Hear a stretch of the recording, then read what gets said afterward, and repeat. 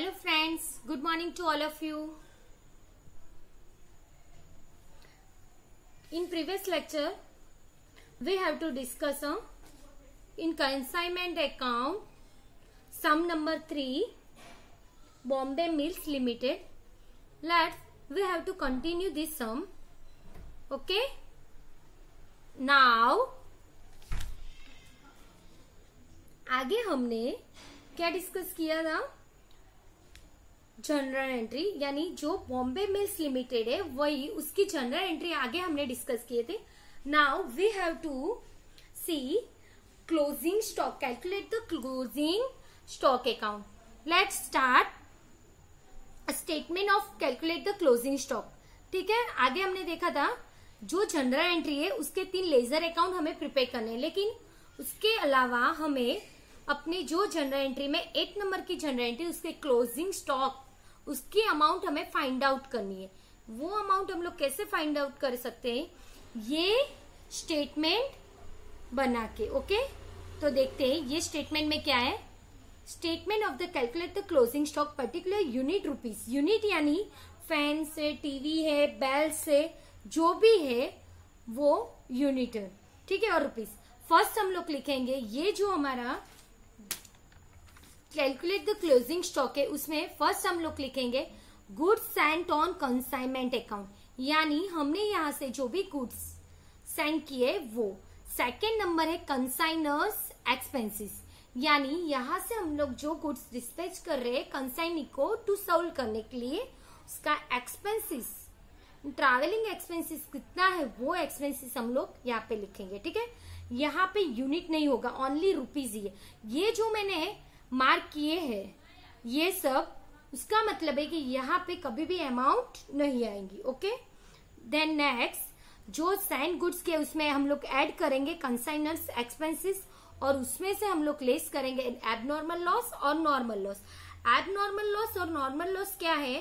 Abnormal loss यानी जो हमारी भूल से होती, यानी हम लोग कुछ ऐसा एरर करते हैं उससे ये लॉस हो जाते हैं, यानी theft by goods, theft by, ठीक है, any person. Then damage the goods. Goods कहाँ भी डैमेज हो सकता है वो गुड्स, यानी यहां से हम लोग गुड्स भेज रहे हैं और बीच रास्ते में गुड्स डैमेज हो गए. ठीक है, कोई चुरा के ले गए यानी थेफ्ट हो गए, चोरी हो गए goods. Fire the goods, goods को आग लग गई. ऐसे कुछ भी कितने भी लॉसेस होते हैं वो सब उसको क्या बोलते हैं हम लोग? एबनॉर्मल लॉस, यानी हमारी लापरवाही की वजह से ये लॉस हो सकते हैं. और normal loss due to natural cases, यानी ड्यू टू नेचुरल केसेस यानी एक्सीडेंटली हम लोग नहीं करना चाहते लेकिन हो जाता है. ओके, यानी हमारे पास जो इवापोरेशन, यानी जो भी हमारे पास मिल्क है, ठीक है, वो मिल्क है हमारे पास, उसका बाष्पीभवन हो सकता है. हमारे पास जो केरोसिन है वो उड़ सकता है. कुछ भी ऐसा नेचुरल केसेस से कुछ भी लॉस हो सकते हैं, वो नॉर्मल लॉस है. Then next consignees non recurring expenses. अभी हमें ये समझना है point, consignees non recurring expenses. देखते हैं हम लोग. कंसाइनीज, टोटल कंसाइनीज एक्सपेंस है उसमें से recurring and non recurring both part है कंसाइनीज के एक्सपेंसेस में. नॉन रिक्यूरिंग एक्सपेंसेस हमें क्लोजिंग स्टॉक में ऐड करना है और रिक्यूरिंग एक्सपेंसेस को हमें ध्यान में नहीं लेना. अभी रिक्यूरिंग एक्सपेंसेस यानी कौन सा एक्सपेंसेस? जो एक्सपेंसेस सेलिंग के रिलेटेड है, सेल्स से रिलेटेड है, और जो एक्सपेंसेस बार बार होता है. ठीक है, यानी गोडाउन रेंट है, इंश्योरेंस है, office administrative expenses, selling expenses, advertisement expenses, rent, carriage, outward, ये सभी एक्सपेंसेस जो हम लोग यहाँ से गुड्स भेजेंगे, उसके बाद जो कंसाइनी है, एजेंट है, वो अपने गोडाउन में रखेगा। गोडाउन में रखने के बाद वो सेलिंग करेगा, यानी सेल्स करते टाइम वो जो भी एक्सपेंसेस करे, वो सभी एक्सपेंसेस सेलिंग के रिलेटेड, उसको हम बोल सकते हैं रेकरिंग एक्सपेंसेस। ये एक्सपेंसेस बार बार होते हैं जिसको हम ऐड नहीं कर सकते, ठीक है। Not add in, not sorry, यहां पे हमने लिखना है not add in closing stock, ठीक है। Not add in calculate the of closing stock, यानी जो हम क्लोजिंग स्टॉक का स्टेटमेंट बना रहे उसे हमें ऐड नहीं करना, नहीं, ठीक है, ओके। अभी जो रेकरिंग एक्सपेंसेस है उसके बारे में हम लोग बात करते हैं। रेकरिंग एक्सपेंसेस यानी वो एक्सपेंसेस जो एक ही बार हो रहा है, यानी यहां से हमने गुड्स डिस्पैच किए एजेंट को, वो एजेंट ने वो गुड्स कहाँ पे रखा, वो हम लोगों ने यहां से भेजा। एजेंट कंसाइनी, कोलकाता एजेंट अपने घर से स्टेशन तक वो गुड्स लेने आएगा और स्टेशन से अपने गोडाउन तक रखेंगे। ये जो बीच का सफर है उसमें जितने भी एक्सपेंसेस हुए, यानी clearing charges, custom, wages, octroi, carriage inward, freight, interim insurance in transit, packing, delivery charges, ये जितने भी एक्सपेंसेस है वो एक बार ही होता है, उसको हम बोल सकते हैं नॉन रिकरिंग एक्सपेंसेस। ये एक्सपेंसेस हमें ऐड करने हैं, add in calculate of closing stock, ठीक है। क्लोजिंग स्टॉक में आ उमेरवाना रहेશે, ओके। देन नेक्स्ट, आपको पता चल गया रिकरिंग एक्सपेंसेस कौन से और नॉन रिकरिंग। हाँ, ये आपको याद भी रखना है। अगर आप लोग कंसाइनमेंट अकाउंट प्रिपेयर कर रहे तो उसमें ये नहीं देखना कि रिकरिंग लेना है या नॉन रिकरिंग, आपको दोनों ही एक्सपेंसेस वहां पे लेना है। लेकिन जो हमारा statement of calculate the closing stock है उसमें सिर्फ हमें ये नॉन रिकरिंग एक्सपेंसेस ही लेने हैं, ओके। आगे बढ़ते हैं हम लोग। आपको ये पता चल गया नॉन रिकरिंग एक्सपेंस क्या, देख लो। ये एक्सपेंसेस आपको बुक में लिखने हैं, ओके। आगे हमारा जो ये स्टेटमेंट है वो हम कंटिन्यू कर रहे हैं। Goods Saint on consignment account, यानी हमने कितने गुड्स सेंड किए वो हमें देखने हैं। देख लो, Bombay mills limited 200 bales of ₹40,000 for a agent in Kolkata, यानी 200 बैल्स 40,000 सेंड करना है, यानी यहाँ पे यूनिट यानी बैल्स, ठीक है। यहाँ पे 200, उसका रेट है टोटल 40,200, ठीक है। अभी सेकेंड नंबर कंसाइनर्स एक्सपेंस, आपको ये फॉर्मेट ये स्टेटमेंट आपको याद करना है। सेकेंड, ये जो गुड्स हम सेंड कर रहे हैं उसमें जो कंसाइनर है, ओनर है, वो कितना एक्सपेंसेस पे कर रहा है देखते। 650 for a freight and insurance, he paid कितना 650 रुपीज वो एक्सपेंसेस पे कर रहा है, ठीक है। कंसाइनर्स यानी कंसाइनर्स 650 रुपीज पे कर रहा है। देख लेते 200 14,650, ओके। इतना समझ में आया आपको। आगे बढ़ते हैं। ये जो हमारा सम्स है उसमें एबनॉर्मल लॉस और नॉर्मल लॉस, देख लो ये पूरा सम है, उसमें एबनॉर्मल लॉस और नॉर्मल लॉस नहीं दिया, ठीक है। तो फिर हमें यहाँ पे एबनॉर्मल और नॉर्मल लॉस नहीं दिया तो उसकी जगह पे हम लोग डैश करेंगे, उसमें अमाउंट नहीं आएगा। आगे है कंसाइनीज नॉन रिक्यूरिंग एक्सपेंसेस, वो भी हम लोग देख लेते हैं, लेकिन इससे पहले हम लोग एबनॉर्मल लॉस और नॉर्मल लॉस अगर दिया होता तो हम लोग फाइंड आउट करते, लेकिन नहीं दिया।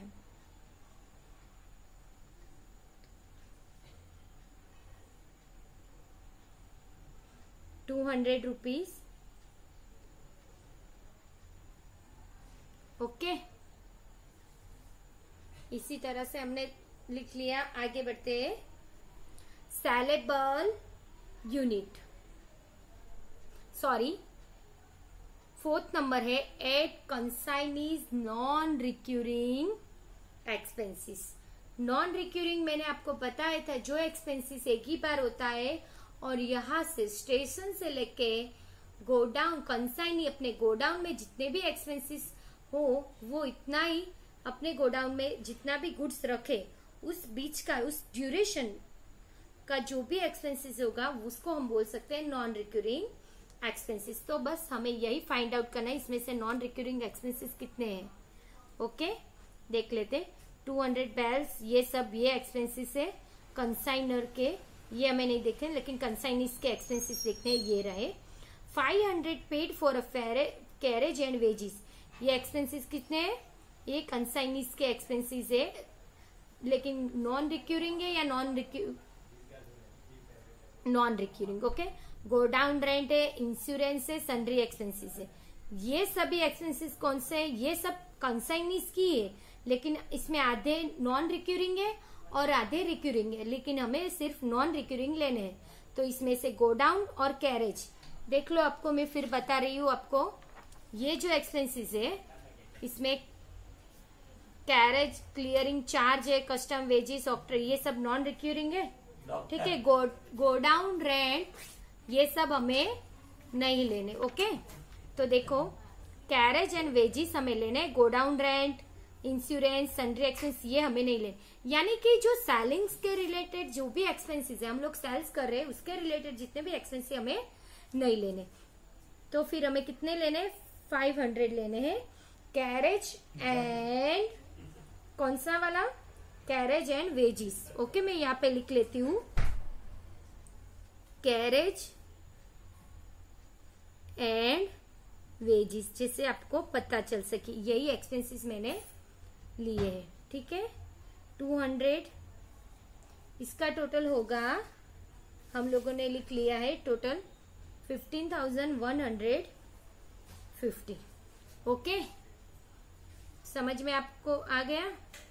नेक्स्ट, अभी हम लोग saleable unit, non recurring expenses हमने ले लिए 500, बाकी जो एक्सपेंसेस थे वो सेल्स के रिलेटेड नहीं लिए।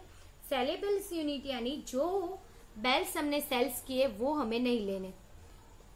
देख लो 200 बेल्स है, उसमें से हमने 100 बेल्स को सोल्ड किया है, रिमेनिंग कितने? 100, तो वो हमारा क्लोजिंग स्टॉक होगा, उस पे हमें अमाउंट फाइंड आउट करनी है। लेकिन ये बेल्स हमने सोल्ड किया है, तो सेलेबल यूनिट्स यानी हमें कितना? 100 बेल्स सोल्ड किए हुए हैं। तो 200 में से 100 गए, यानी 100 बेल्स बचे, तो हमें ये अमाउंट फाइंड आउट करनी है। ओके, ये अमाउंट क्या करनी है? हमें फाइंड आउट करनी। तो कैसे करेंगे? इक्वेशन रख के। इक्वेशन कैसे रखेंगे देख लो, इसी हिसाब से लिखेंगे। अगर 200 जब हमारे पास टोटल बेल्स है तो उसका टोटल एक्सपेंसेस हमें कितना हुआ? 15,150। अगर क्लोजिंग स्टॉक हमारा 100 रहेगा तो उसका अमाउंट कितना होगा? 100 इंटू 15,150 डिवाइडेड बाय 200। ओके, देख लेते इसकी amount.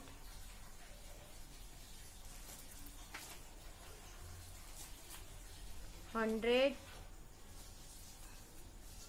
Into 15,150 divided by 200, 7,575। Okay, ये हमारा क्लोजिंग स्टॉक हुआ। एक बार फिर से देख लो आप लोग, मैंने क्या किया, ये जो स्टेटमेंट है वो मैंने प्रिपेयर कर लिया। उसके बाद गुड्स सेंट ऑन कंसाइनमेंट, जो भी गुड्स था, बेल्स था, वो लिख लिए। उसके कंसाइनर के एक्सपेंसेस जो थे वो मैंने ऐड कर लिए। उसके बाद ऐड नॉर्मल लॉस और नॉर्मल लॉस, अगर होता है तो मैं फाइंड आउट करती, लेकिन नहीं है, यहाँ पे दिया ही नहीं है। उसके बाद मैं क्या करूंगी, ऐड नॉर्मल और नॉर्मल लॉस दोनों नहीं है, वही अमाउंट में यहाँ पे नीचे डाल दूंगी। फिर ऐड करूंगी consign is non recurring expense. Non recurring expenses में ओनली वन टाइम जो एक्सपेंसेस होते हैं, यानी स्टेशन से अपने गोडाउन में रखने टाइम जो एक्सपेंसेस है वही एक्सपेंसेस हमें लेना है। सेलिंग एक्सपेंसेस हमें नहीं लेने, या सेल्स के रिलेटेड जितने भी एक्सपेंसेस हमें नहीं लेने, ठीक है। तो यहाँ पे 500 कैरेज एंड वेजेस का एक्सपेंसेस है, तो वो भी हमने इसमें ऐड करके ये लिख लिया। उसके बाद सेलेबल यूनिट, सेलेबल यूनिट्स यानी जो बेल्स हमने सेल्स किए वो 100। हम अभी क्या करेंगे, इसमें अमाउंट नहीं आएगी, देख लो यहाँ पे अमाउंट नहीं गए, तो 200 जब था 150 तो 100 से हमें कितना मिलेगा, इक्वेशन मैंने रख लिया, उसी इक्वेशन के हिसाब से मुझे इसका अमाउंट मिल गया 7575। ओके, इसी तरह से मैंने स्टेटमेंट कैलकुलेट कर लिया। तो अभी मैंने ये जो लेक्चर है उसमें हम लोगों ने क्या देखा, ओनली क्लोजिंग स्टॉक कैलकुलेट कैसे करते हैं और क्लोजिंग स्टॉक की अमाउंट फाइंड आउट की, और नॉन रिक्यूरिंग और रिक्यूरिंग एक्सपेंसेस दोनों के बीच का डिफरेंसेस हमने समझा ये लेक्चर में। आगे के जो नेक्स्ट लेक्चर है उसमें हम लोग क्या करेंगे, ये जो सम्स है वो कंटिन्यू करके उसका जो भी जनरल एंट्री हमने की थी वो एंट्री को हम लोग 3 अकाउंट में ट्रांसफर करेंगे, ठीक है। यहाँ पे देख लो एक बार फिर से, रिक्यूरिंग और नॉन रिक्यूरिंग एक्सपेंस में यहाँ स्टूडेंट आपको ये समझना जरूरी, लेकिन क्योंकि कई बच्चे ऐसे जो रिक्यूरिंग और नॉन रिक्यूरिंग दोनों एक्सपेंसेस में कंफ्यूज हो जाते हैं, और कंफ्यूज होने के बाद वो क्लोजिंग स्टॉक गलत गिन लेते हैं। गलत कैलकुलेट करने से उनके कंसाइनमेंट अकाउंट का जो आंसर है प्रॉफिट या लॉस वो भी रॉन्ग आता है, ठीक है। तो आपको ये परफेक्टली आपको याद होना चाहिए कि नॉन रिक्यूरिंग एक्सपेंसेस कौन सा है और रिक्यूरिंग एक्सपेंसेस कौन सा है, और हमें अपने क्लोजिंग स्टॉक कैलकुलेट करने के लिए कौन सा एक्सपेंसेस हमें लेना है वो भी आपको पता होना चाहिए। यानी हमें ये सब एक्सपेंसेस याद करने हैं, बाय हार्ट करने, यही एक्सपेंसेस हमें लेने हैं। आपको सिंपली मैं बोल दूं तो ये प्रॉफिट एंड लॉस अकाउंट के हैं और ये ट्रेडिंग अकाउंट के हैं, ठीक है। यानी हमें ट्रेडिंग अकाउंट के एक्सपेंसेस अपने क्लोजिंग स्टॉक में लेने हैं, प्रॉफिट एंड लॉस अकाउंट के एक्सपेंसेस हमें नहीं लेने। ओके, ये दोनों का बीच का डिफरेंसेस हो गया, ठीक है। अभी देख लिया, लिख लो एक बार आप फिर से। ओके, आगे अभी ये जो कैलकुलेट द क्लोजिंग स्टॉक है ये स्टेटमेंट भी आपको प्रिपेयर करना है, ये स्टेटमेंट आपको परफेक्ट करना है, और इसमें जितने भी सम आएंगे उसमें ये अमाउंट डालनी है। आपको याद रखना है कि यूनिवर्सिटी एग्जाम हो या इंटरनल के एग्जाम में डेफिनेटली क्लोजिंग स्टॉक का कैलकुलेट करने के लिए, उसके अमाउंट कैलकुलेट करने के लिए उसका क्या बोलते हैं उसको, उसका एडजस्टमेंट होगा ही, हमें कैलकुलेट करना ही होगा और क्लोजिंग स्टॉक को फाइंड आउट करना ही है। तो ये फॉर्मेट आपको लास्ट सम तक आपको ये याद होना चाहिए, ठीक है। ओके, अभी नेक्स्ट लेक्चर में हम लोग नेक्स्ट यही सम को कंटिन्यू करते हैं। ओके,